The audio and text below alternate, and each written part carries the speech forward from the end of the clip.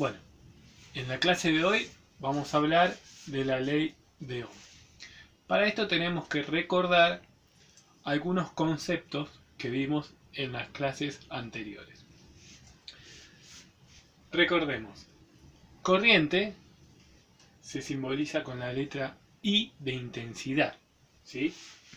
La unidad de medida es el amperio y nos dice la cantidad de partículas eléctricas que por segundo pasan por un cable, ¿sí? Entonces la corriente nos habla de cantidad.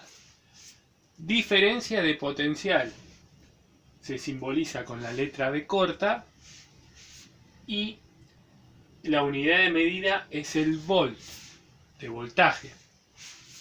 Se representa con la letra B corta también, la unidad de medida. Y es la energía con la que esas partículas, ¿sí?, las partículas eléctricas, pasan a través de un conductor. Cuanto más voltaje, ¿sí?, más rápido van a pasar, o más cantidad van a pasar, ¿sí?, por ese conductor. Bien. Y la resistencia, que se representa con la letra R, su unidad de medida se representa con la letra omega, ¿sí?, la letra griega omega, que representa el ohmio, ¿sí? Y nos dice cuánto resiste, ¿sí?, el conductor el paso de la corriente, es decir, la resistencia que ofrece cierto dispositivo o un conductor al paso de la corriente. Bien, ¿qué hizo Ohm? Bueno, Ohm lo que hizo fue establecer una relación entre estas tres. Fácilmente lo que dijo es, bueno, si yo sé que la corriente es la cantidad de partículas eléctricas que pasan y necesito una diferencia de potencial para que éstas circulen por un conductor, bueno, entonces, cuanto más diferencia de potencial, más partículas van a poder pasar, ¿sí? Y concluyó esto poniendo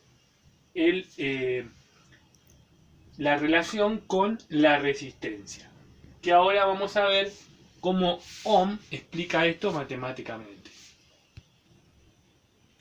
Entonces, la fórmula matemática de Ohm nos dice que es el voltaje directamente proporcional a la intensidad, es decir, la diferencia de potencial que se produce es directamente proporcional a la cantidad de corriente que pasa por un conductor.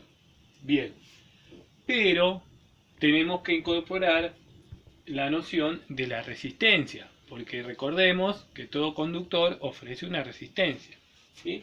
Entonces acá agregamos por R. B es igual a I por R. Diferencia de potencial que se mide en volt es igual a la intensidad, que es la corriente, por R, ¿sí? Para hacer más sencilla y para recordarlo más fácil, se utiliza mucho este triangulito, que es el triangulito conocido como el triangulito de la ley de Ohm.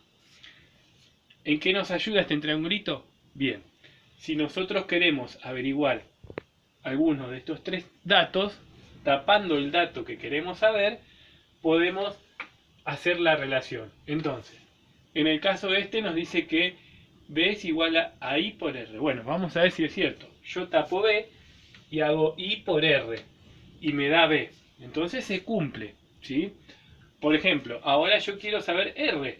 Entonces tengo que hacer B sobre I, ¿sí? Entonces R es igual a B sobre I. Y fíjense si no es cierto, porque si I pasa para este lado, está multiplicando, pasa dividiendo, entonces se cumple, ¿sí? Bueno, ahora por último yo quiero saber I. Si yo quiero saber I, tengo que hacer B sobre R. Entonces I es igual a B sobre R, ¿sí? Entonces, recordemos las unidades de medida. Volt, y este es en amperes, con la letra A, que es igual a ohmio, ¿sí? Voltaje en volt, recordemos que se pone la letra B, intensidad con la letra A de amperios y la omega de ohm. De esta forma podemos ver la representación matemática de la ley de Ohm. Vamos a la representación gráfica. Un circuito simple, una fuente de energía, conductor, resistencia y vuelve al negativo. Desde el positivo pasa por la resistencia y vuelve al negativo. Bien, recordemos, para que se produzca el paso de la corriente tiene que haber una diferencia de potencial, que la llamamos voltaje. Entonces, entre este y este hay un voltaje, ¿sí? El voltaje de la fuente de energía.